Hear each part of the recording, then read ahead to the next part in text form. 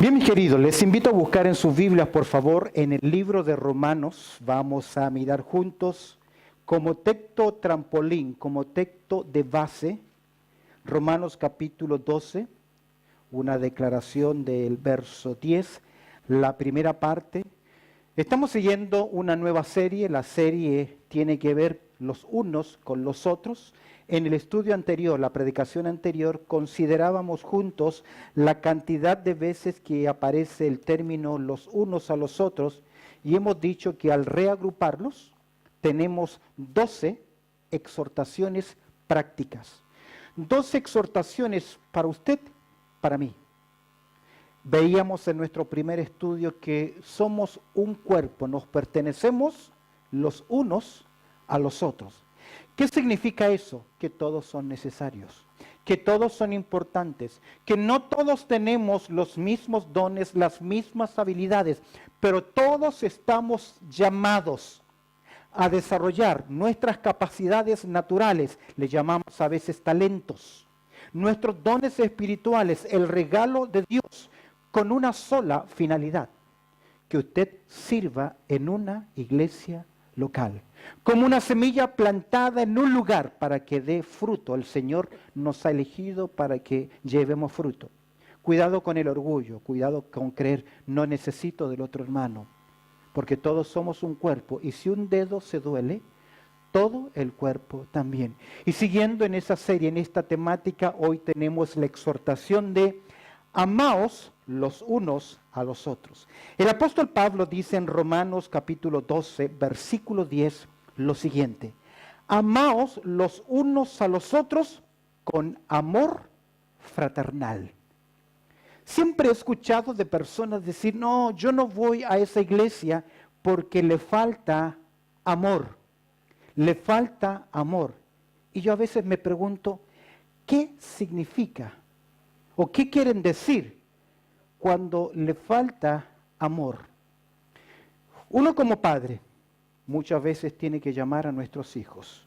Y a veces cuando le decimos, hijo, a la pieza, o hijo, siéntese, son palabras fuertes y de corrección.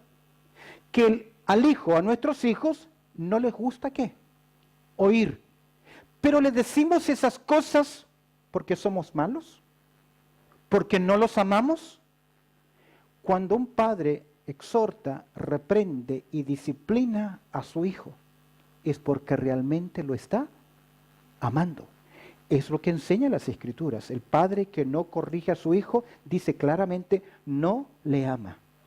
Pero he descubierto que a veces gente que dice no, ahí no hay amor, falta de amor, es porque sencillamente no se ha dado gusto a sus caprichos egoístas y carnales que tienen. Pero, ¿qué realmente es el amor? Déjame decirte algo. El agente motivador para hacer todo lo que hacemos debe ser siempre el amor. Fue el amor de Dios por el cual envió a su Hijo. Fue el amor de Dios por el cual Él asumió la copa y sufrió la cruenta cruz, y la separación de Dios en la cruz lo hizo Jesús sencillamente por amor. Y fue Él quien dijo, no hay mayor amor que este, que uno ponga su vida por la otra persona.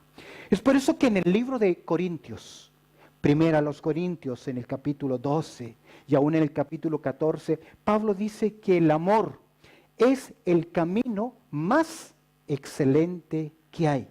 La exhortación, amaos los unos a los otros, aparece más que las otras 11 exhortaciones. ¿Por qué razón? Cuando uno estudia la Biblia, si usted tiene un sistema de estudiar la Biblia, presta atención. Cada vez que en un pasaje, en un libro o en la Biblia se enfatiza, se vuelve a repetir la palabra, la idea, el concepto, es porque ese es el propósito de Dios que quiere que usted y yo entendamos.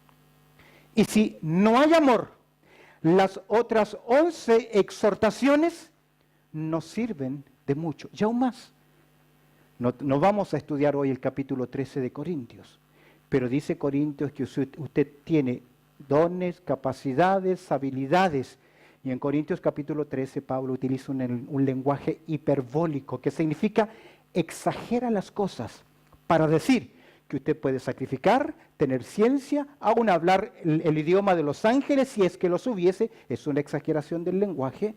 Pablo dice, si no tienes amor, no sirve de nada. Pero ojo, que muchas cosas pueden ser hechas dentro de la obra del Señor por amor propio, por satisfacer la propia carne.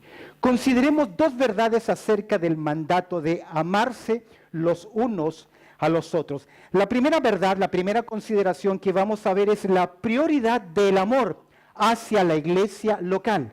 Y en segundo lugar vamos a mirar el concepto de la práctica del amor en la iglesia local. En segundo lugar es los principios del amor en la iglesia.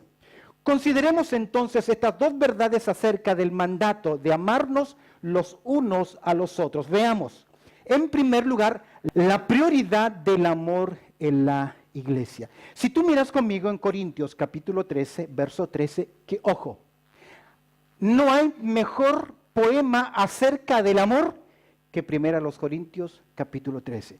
Personalmente yo creo que hay un poema, que hay una canción que habla del amor que me encanta muchísimo. La escribió el cantautor José Luis Perales, que habla sobre el amor.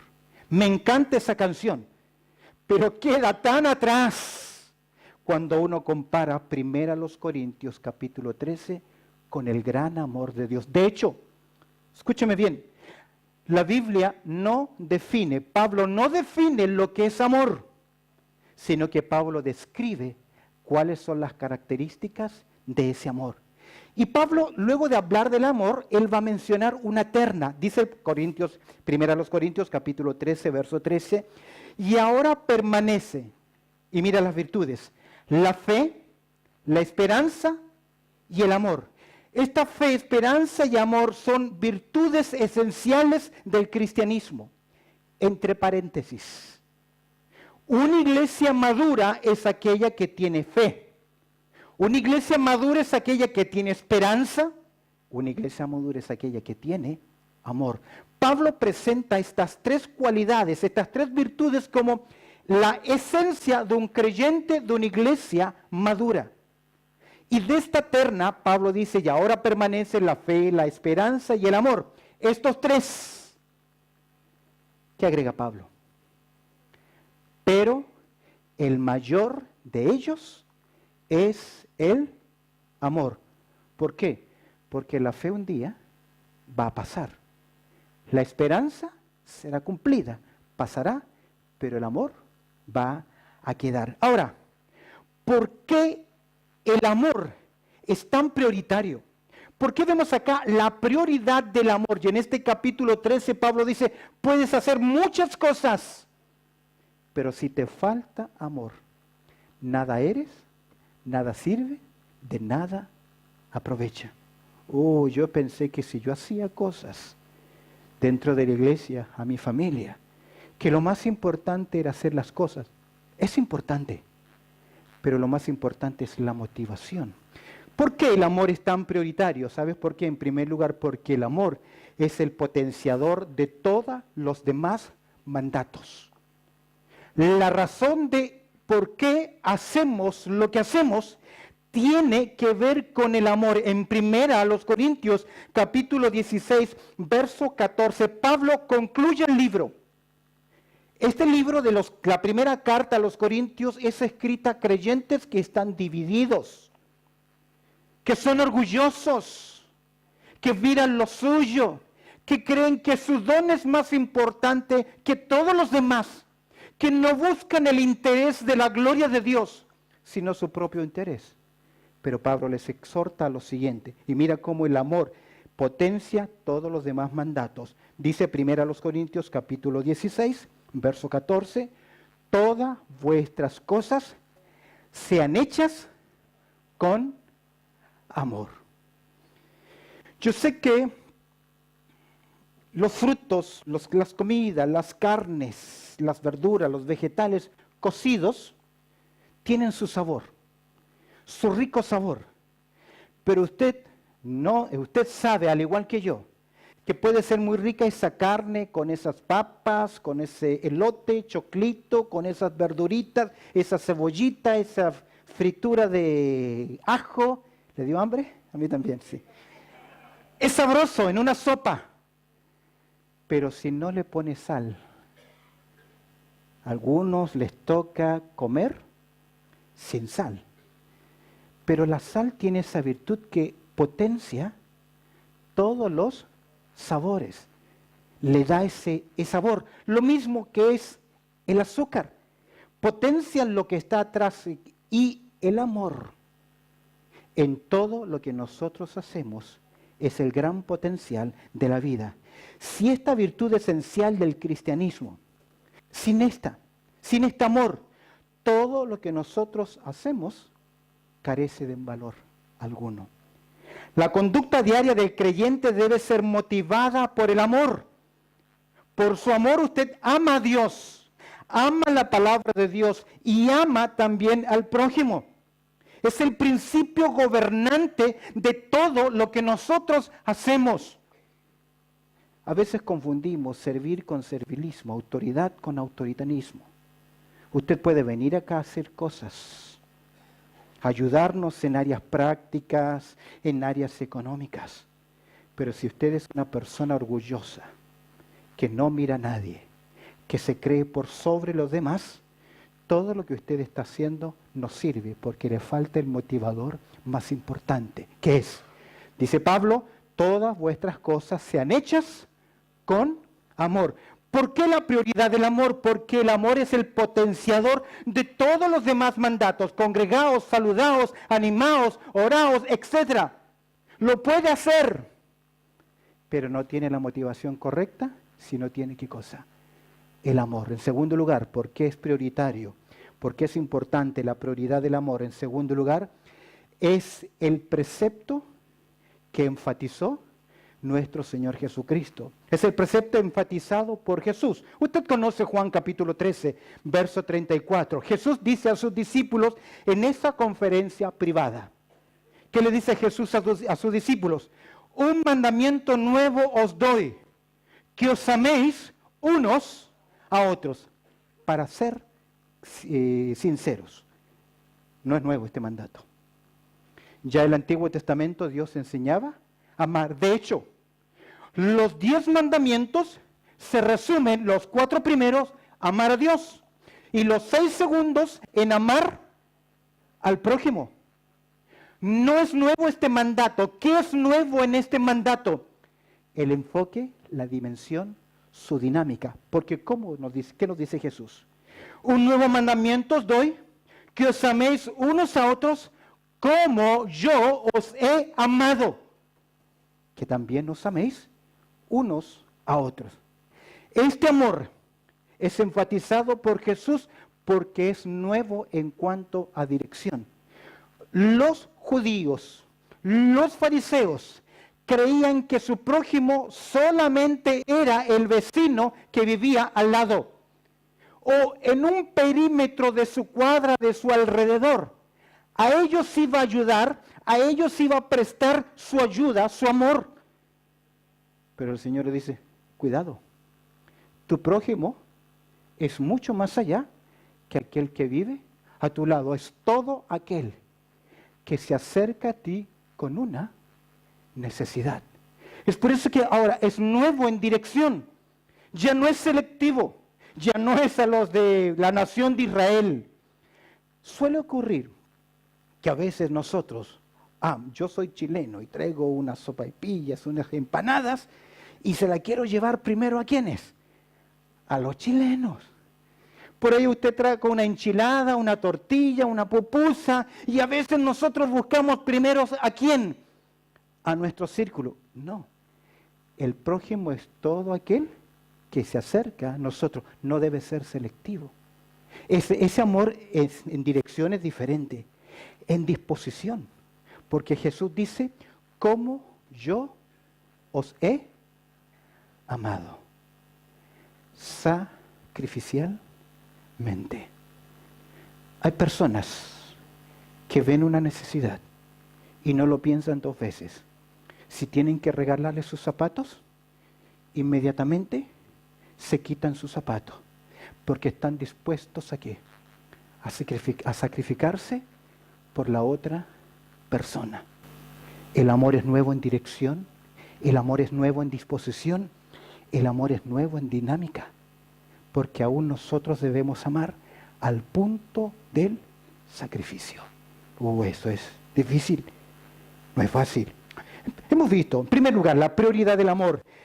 ¿Por qué es importante? ¿Por qué es prioritario? Porque potencia todos los demás mandatos. Es el precepto enfatizado ¿por quién? Por nuestro Señor Jesucristo. En tercer lugar, y no menos importante, Jesús lo dice ahí en Juan capítulo 13, siguiente versículo, verso 35. Es la prueba, el amor, es la prueba que somos seguidores de Jesús. Me encanta este verso, mira lo que dice. En esto conocerán todos que soy mis discípulos. ¿Quiénes van a conocer? ¿El mundo? Déjame decirte algo. La mejor estrategia de evangelismo se encuentra aquí. Jesús dice, en esto os conocerán todos que soy mis discípulos si tuviereis amor los unos por los otros. En el primer siglo, segundo siglo y tercer siglo de la era cristiana, la gente inconversa, al mirar el amor de los discípulos de Cristo, al mirar el estilo de vida, decían lo siguiente: ¡wow! Mirad cómo se aman. Pero hoy en día nuestra sociedad, al mirar la iglesia del siglo XXI, no dice mirad cómo se aman, sino mirad cómo se dividen, mirad cómo se pelean, mirad cómo discuten. ¿Qué ha ocurrido? Nos olvidamos de la estrategia principal. En esto conocerán todos que soy mis discípulos, si tuvieseis amor los unos por los otros. En otras formas, es el distintivo principal. Primera de Juan en el capítulo 4, versículo 8. Me encanta, y mira lo que dice. Todos juntos ahí, ¿qué dice? Todos juntos, 1, 2, 3. El que no ama, no ha conocido a Dios, porque Dios es amor. Ahora, ¿qué es amar? Al hermano. Hemos dicho la prioridad del amor es el potenciador de todos los demás mandatos, es el precepto enfatizado por Jesús, es la prueba, es la evidencia que usted pertenece a Cristo. Uno más, es el patrón bíblico de una iglesia madura. Una iglesia madura. ¿Cuándo una iglesia es una iglesia madura? No más dura, sino madura. ¿Cuándo una iglesia es madura? ¿Cómo podemos evaluar una iglesia que es madura? ¿Cuáles son los criterios para evaluar? Porque hay gente que cree, una iglesia madura es la que tiene ministerio con niños, adultos, matrimonios, jóvenes, todos los departamentos se cubren. No, una iglesia madura cuando tiene un staff de líderes y la organización es buena y los programas son buenos y las utilidades, el lugar es bueno. O cuando llegamos a cierta cantidad de números, decimos, esa es una iglesia madura. Déjame decirle algo, que pueden ser 30 personas, 10 personas, 10,000 personas y no ser una iglesia madura. ¿Qué es una iglesia madura? Ya hemos hecho mención. En 1 Tesalonicenses Pablo lo describe nuevamente. Observa conmigo en 1 Tesalonicenses, en el capítulo 1, versos 2 y 3. Pablo dice así acerca de estos hermanos: damos siempre gracias a Dios por todos vosotros, haciendo memoria de vosotros en nuestras oraciones. Verso 3, acordándonos sin cesar delante de Dios y del Padre nuestro. Y mira que se acuerda Pablo acerca de ellos: de la obra de vuestra fe, del trabajo de vuestro amor y vuestra constancia en la esperanza en nuestro Señor Jesucristo. ¿Te das cuenta? Fe, amor y esperanza.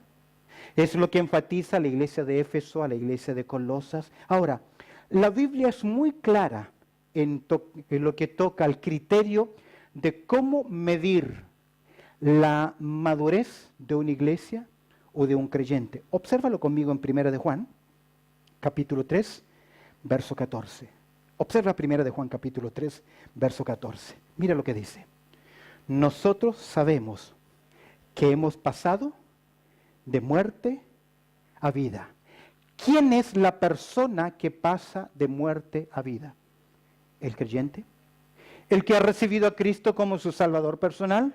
¿El nacido de nuevo? ¿El Hijo de Dios, el convertido? Ahora, hay conversiones que son drásticas o de la noche a la mañana es el cambio increíble. Pero hay algunos que comienzan a llegar, primero vienen a dejar a los hijos, a la esposa, luego entran al culto y finalmente cambian y se establecen. No todos es la misma dinámica, pero para todos el criterio de su madurez es el mismo. Juan dice, nosotros sabemos que hemos pasado de muerte a vida en que amamos a los hermanos. ¿Amén? Pero ¿qué dice el resto del texto? El que no ama a su hermano permanece en muerte. Pregunta, ¿cómo amas tú a tu hermano? ¿Cómo lo haces?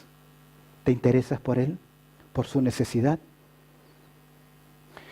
Es interesante cuando Pablo escribe su segunda carta a los hermanos de Corinto. No tengo el texto, pero por favor ve conmigo a segunda a los Corintios.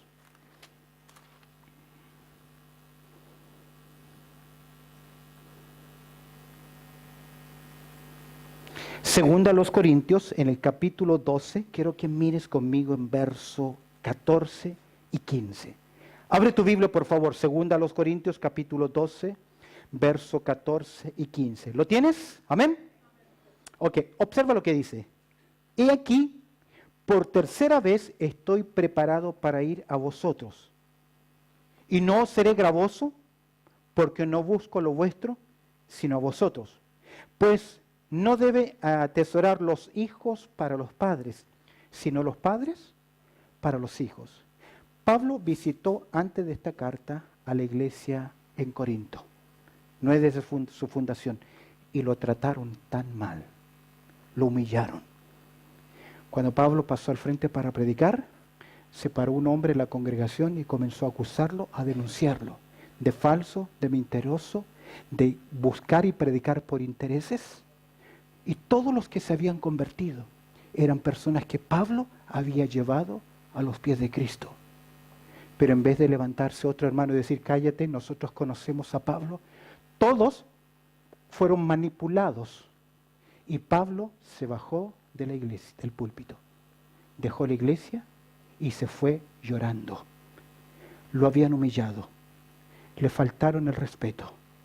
Y Pablo escribe una carta con Tito a esta iglesia. Y ahora Pablo les está diciendo, una iglesia que lo había rechazado. Y él dice, mi único interés no es sacar provecho de ustedes porque un padre deja herencia a los hijos, no los hijos a los padres. ¿Se entiende la idea? ¿Amén? ¿Qué está queriendo decir Pablo? Que él está solamente para mostrar ayuda. Observa el verso siguiente. Y yo, mira el verso 15, con el mayor placer gastaré lo mío y aún yo mismo me gastaré del todo por amor de vuestras almas, aunque amándoos más, sea que amado menos. Qué tremendo ejemplo. No merecían esa actitud de Pablo, pero él tomó decisiones de amor. ¿Por qué? Porque el amor es el mandato, es el principio, es el potenciador de todos los demás mandatos, es el precepto enfatizado por Jesús, es la prueba que somos seguidores de Jesús, es el patrón bíblico de una iglesia y de un creyente maduro. Fíjate que Pablo no los critica, no se queja. Normalmente cuando hacemos cosas, siempre nos estamos quejando y criticando. Cuando tú haces eso, pregunta, ¿de qué sirve lo que haces? Porque dejaste atrás ¿qué? El amor. Y déjame decirte algo, ese espíritu crítico puede convertirse en creyentes en un mal hábito de vida. Por eso Pablo enseña, haced todo sin murmuraciones ni contiendas. Vemos en primer lugar lo que tiene que ver con la prioridad del amor. En segundo lugar, y rápidamente, quiero que veamos los principios del amor en la iglesia. Hemos visto la prioridad porque es importante, es potencia, es la evidencia de amor que enfatizó nuestro Señor, es la prueba que somos sus seguidores y es el patrón bíblico de un creyente o una iglesia madura. Amaos los unos a los otros. Mira conmigo los principios del amor en la iglesia. Romanos capítulo 12, verso 9 dice, el amor sea como, sin fingimientos. ¿Podemos fingir amor? ¿Se puede fingir amor? Yo lo he visto, hermanos, a través de los años. Esa persona dice, ojalá que no venga tal persona, hoy no lo quiero ver. Y cuando lo ve entrar, hermanito, gusto en verte. Uy. ¿Lo ha visto usted? No me diga, no me conteste, no me conteste. El amor sea sin fingimiento. Es interesante notar que este mandato de amarnos así aparece 25 veces en el Nuevo Testamento. Tiene su énfasis. Ahora, los principios del amor. Consideremos algunas directrices del amor a la luz del consejo del Nuevo Testamento. Mira conmigo en primer lugar. El amor tiene que ser el estilo de conducta de la vida de un creyente. En Efesios capítulo 5, observa el verso 2 lo que dice. En Efesios capítulo 5, versículo 2, dice, y andad en amor. Es decir, el amor debe ser el estilo de vida, el estilo de conducir nuestras vidas. Y andad en amor, como también Cristo nos amó y se entregó a sí mismo por nosotros, ofrenda y sacrificio a Dios en olor fragante. En Efesios dice, andad en amor, Efesios 5, 2. Esto es un estilo de vida, así como lo dejó nuestro Señor Jesucristo. Ahora, ¿podemos amar a todos los creyentes?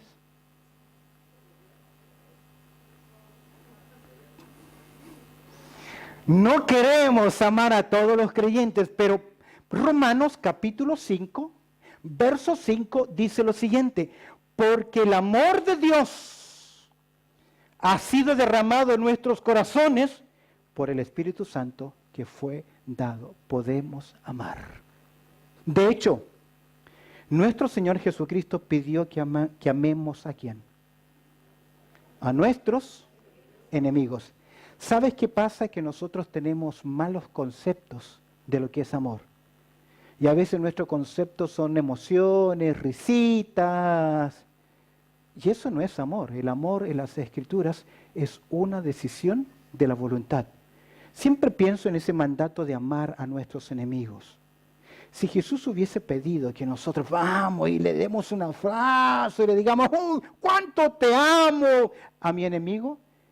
Jesús me estaría enseñando a ser hipócrita. Porque vamos a ser honestos.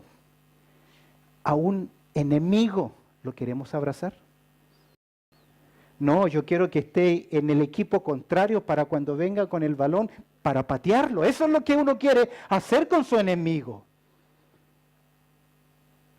¿Cómo me va a pedir Jesús que yo vaya y le dé besitos y abrazos? No. El amar a los demás es buscar el bien de la otra persona. Es no hacer aquello que produce dolor. El amar al prójimo tiene que ver con gracia, tiene que ver con misericordia, pero también tiene que ver con justicia. Hay cosas que uno decide. Por amor, una mujer a un hombre abusador le tiene que decir, detente, no más, me respetas. Por amor a veces nosotros tenemos que hablar con nuestros hijos y establecer líneas de límites, porque hay amor. El amor no es solamente venga, hijito, a veces el amor disciplina, porque así es el amor de Dios. Cuando Dios sacó a Adán y Eva del huerto del Edén, ¿dejó de amarlos? Cuando Dios disciplinó a la nación de Israel 40 años en el desierto, ¿dejó de amarlos? ¿Sabes que el maná nunca se acabó por esos 40 años? A pesar que Pablo en 1 Corintios capítulo 10 dice que de los demás de estos no se agradó el Señor y quedaron postrados en el desierto.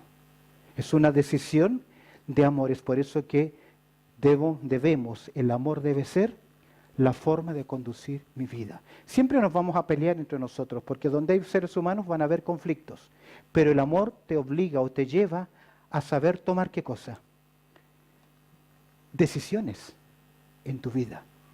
Mira, en segundo lugar, antes de ir al segundo lugar, ¿reflejas amor? Supongamos que nosotros te miramos, te observamos. Te vamos a observar un mes viniendo a la iglesia. ¿Ya? ¿Lo tiene? Usted mismo, no al que está al lado, a usted mismo lo estamos observando. Sus acciones, ¿muestran amor o muestran arrogancia? Su forma de conducir, ¿evidencia interés por los demás? Yo sé que a veces hay algunos de ustedes que dicen, pastor, le estoy saludando, no me saludó, es cierto. Pero es porque estoy corriendo y entrando con varias cosas a la vez. Es mi falta. Pero usted que viene a la casa del Señor, ¿saluda a sus hermanos? Ah, no, yo voy a buscar a la hermanita Claudia para saludarla. Claro, porque es mi esposa. A veces somos así. Y eso no es amor. Termino. El amor como evidencia del obrar. En 1 Corintios capítulo 16, verso 14, Pablo dice así, todas vuestras cosas sean hechas con amor. En 1 Corintios capítulo 13, Pablo dice, si no tengo amor, nada soy, de nada vale, de nada me sirve. Por eso que Proverbios enseña que es mejor en un rincón, un platito de lechuguitas, que un gran banquete donde hay soberbia y arrogancia, donde uno se siente malo, incómodo, porque no hay cariño, no hay amor. La iglesia en Corinto tenían dones, tenían capacidades, pero no sabían transmitir amor entre ellos. A veces, en la iglesia, ya sea en los equipos de ministerios, en los departamentos o en el propio liderazgo, qué triste es cuando hay divisiones, hay celos, cuando no debiera haberlo, porque el obrar nuestro, el amor como evidencia de ¿qué? Del obrar, de todo lo que hacemos que honre al Señor. Uno más, el amor, como principio de importancia, el amor como elección para servir. En Gálatas capítulo 5, verso 13, Pablo dice así, porque vosotros hermanos a libertad fuisteis llamados, todos somos libres en Cristo, solamente que no uséis de la libertad como ocasión para la carne, sino servíos por amor, los unos a los otros. ¿Ves el principio del amor? El amor como estilo de conducir, el amor como evidencia del obrar, el amor como elección para servir a los demás. ¿Sabes qué dijo nuestro Señor Jesucristo en Marcos capítulo 10, verso 45? Que el Hijo del Hombre no vino para ser servido, sino para servir. Y en Juan capítulo 13 Jesús dice, ejemplo os he dejado, pero ese servicio va acompañado del amor. Si no va acompañado del amor, es orgullo, es soberbia, es arrogancia. Yo lo hago porque yo soy el único que lo puedo hacer. Cuidado, ¿dónde está el amor? Todo lo sufre, todo lo cree, todo lo espera, todo lo soporta. Y finalmente, o uno más, el amor como estabilizador para personas difíciles. ¿Cómo es esto? Dice Efesios capítulo 4, verso 2, soportándoos con paciencia los unos a los otros, ¿en qué? En amor, soportar. Vamos a ser honestos.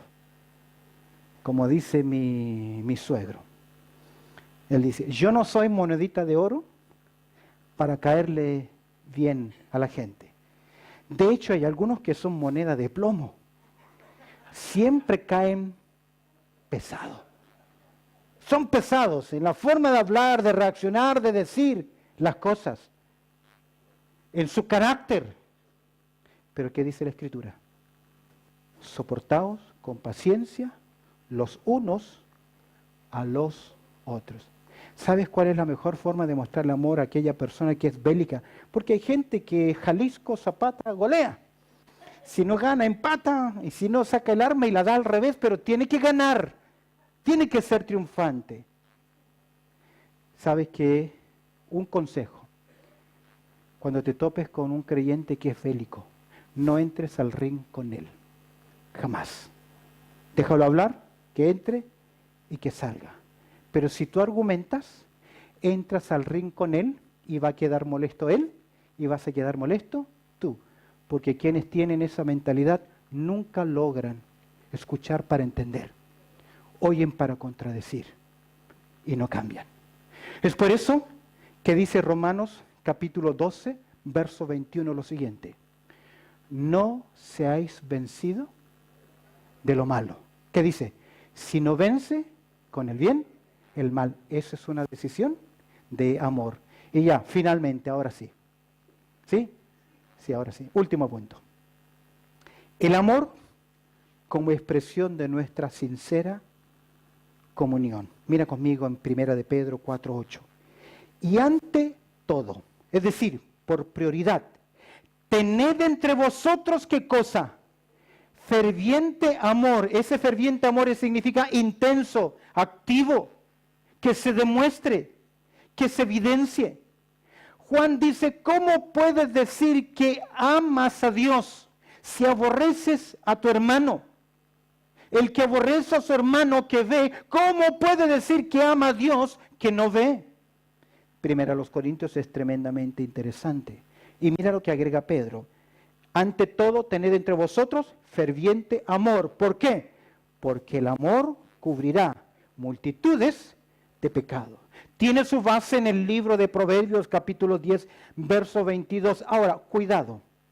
Lo que Pedro está diciendo es lo que Pedro no está diciendo. En primer lugar es, mira, el amor que nos enseña Pedro. Primero, no es para pasar por alto el pecado.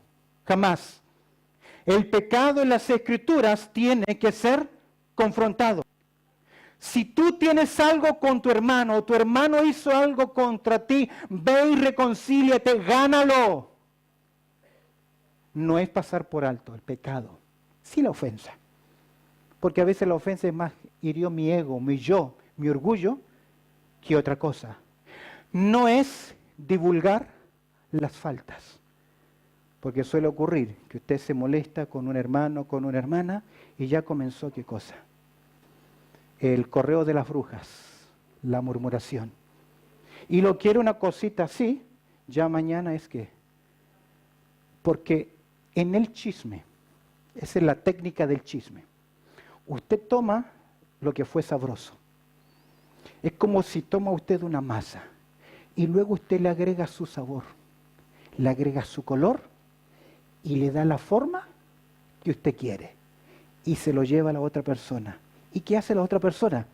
Lo acomoda a su forma, le pone sus ingredientes y luego la historia es completamente diferente. Cuando Pedro dice que debemos soportarnos y que el amor cubrirá multitudes de pecados, implica la disposición, en tercer lugar, de perdonar las ofensas, que es lo más difícil.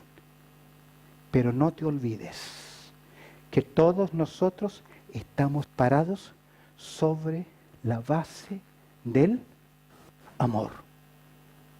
Y si Dios me perdonó algo que yo no podía pagar, ¿cómo yo voy a ser, como dicen los argentinos, tan cara dura de no ser capaz de perdonar a otro hermano? No es fácil. Es que yo no olvido, es que nadie te dice que olvides. El perdón no significa que vas a olvidar, porque las heridas, las cosas quedan. Pero la decisión es que yo no me voy a distanciar, voy a cerrar mi puerta, sino porque yo le hago en amor. ¿Y sabes qué dijo Jesús? En Juan capítulo 15, verso 9, permaneced en mi amor. Termino con una declaración interesante. Alguien dijo lo siguiente: el odio escarba las cosas. El amor tiene derecho a enterrar las cosas para quitarlas de la vista. Qué interesante. Recordemos que el amor en las Escrituras es un compromiso con el propósito de actuar con sacrificio por otros. De hecho, el amar a Dios se iguala con obedecer su palabra. El que ama decide obedecer la palabra del Señor. Amaos los unos a los otros. Bendito Padre Celestial, te damos gracias, Señor, por tu amor y también por tu cuidado, por lo bueno que tú eres, Señor, y por lo que hemos considerado, el amarnos los unos a los otros. Añade el aspecto práctico, Señor, de este consejo, que podamos, Señor, evidenciar nuestro amor. Perdónanos si nos hemos equivocado, si hemos actuado mal, si no lo hemos hecho con la sabiduría que necesitábamos hacerlo. Pero imploramos tu gracia y tu misericordia. En Cristo Jesús oramos. Amén y amén.